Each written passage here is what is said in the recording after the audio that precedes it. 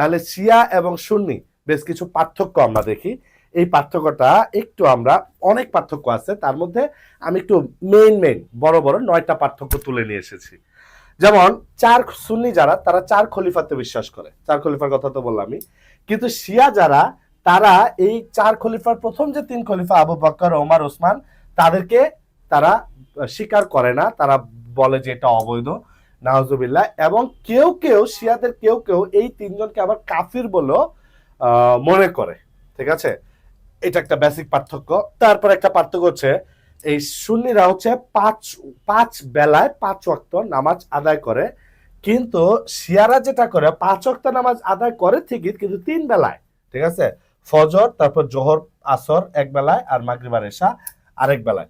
অর্থাৎ শিয়ারা 5 বেলায় 5 ওয়াক্ত নামাজ আদায় করে, 3 বেলায় 5 ওয়াক্ত নামাজ আদায় করে। সুন্নিরা হচ্ছে নামাজে হাত বেঁধে রাখে।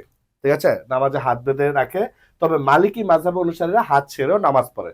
অর্থাৎ সুন্নিদের মধ্যে কিছু হাত ছেড়েও নামাজ পড়ে, কিন্তু মূলত তারা নামাজে হাত বেঁধেই নামাজ পড়ে। কিন্তু শিয়ারা হচ্ছে হাত ছেড়ে নামাজে দাঁড়ায় বা হাত ছেড়ে নামাজ পড়ে।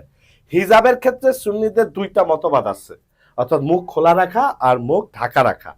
কিন্তু শিয়াদের হিজাবের ক্ষেত্রে একটাই মতবাদ, সেটা হচ্ছে মুখ খোলা রাখা। আর আপনারা দেখবেন ইরাক বা ইরানের দিকে যে মহিলারা পর্দা করে, তারা কিন্তু অলওয়েজ মুখ খোলা রাখে। তারপর মুতাহ বিয়ে নিষিদ্ধ, আর শিয়াদের হচ্ছে এই মুতাহ বিয়েকে তারা জায়েজ করে। এই মুতাহ বিয়েটা কি, এটা হচ্ছে কন্ট্রাকচুয়াল বিয়ে, কিছুদিনের জন্য চুক্তি করে বিয়ে। এই ইরাক ইরানের দেখে দেখবেন ইউনিভার্সিটির ছেলেমেয়েরা যখন পড়াশোনা করে, তারা ফ্রি সেক্সের জন্য তারা কিন্তু একজন আরেকজনের সাথে থাকে, এই মুতাহ বিয়ে করে, যেটা ইসলাম আসলে মানে শিয়ারা আসলে সমর্থন করে না। সো মুতাহ বিয়ে এটা শিয়াদের মধ্যে আছে, কিন্তু সুন্নিদের মধ্যে নাই। আচ্ছা, সুন্নিরা যেটা বিশ্বাস করে, বিশ্বাসের সাথে সাক্ষ্য দিতে হবে, অর্থাৎ আমরা যে কালেমা পড়ি, এটা বিশ্বাসের সাথে আমাদেরকে সাক্ষ্যটা দিতে হবে।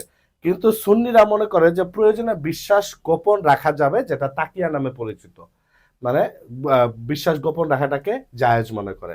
আচ্ছা, ইমাম প্রথার উপর সুন্নিরা বেশি গুরুত্ব দেয়নি, কিন্তু শিয়াদের মূল গুরুত্বটাই হচ্ছে ইমাম প্রথাতে, তারা 12 ইমামে বিশ্বাসী।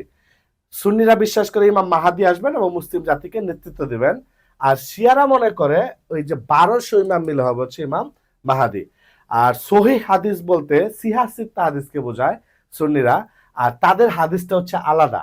তারা বিশেষ বিশেষ ব্যক্তির হাদিস বর্জন করে।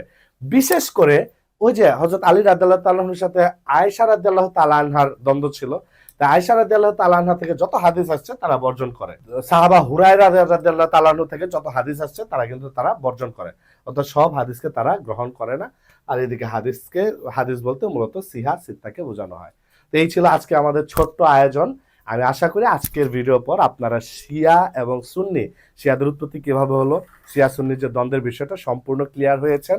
আমাদের নেক্সট ভিডিওতে আমরা অন্য কোনো বিষয় নিয়ে হাজির হব। ধন্যবাদ সবাইকে।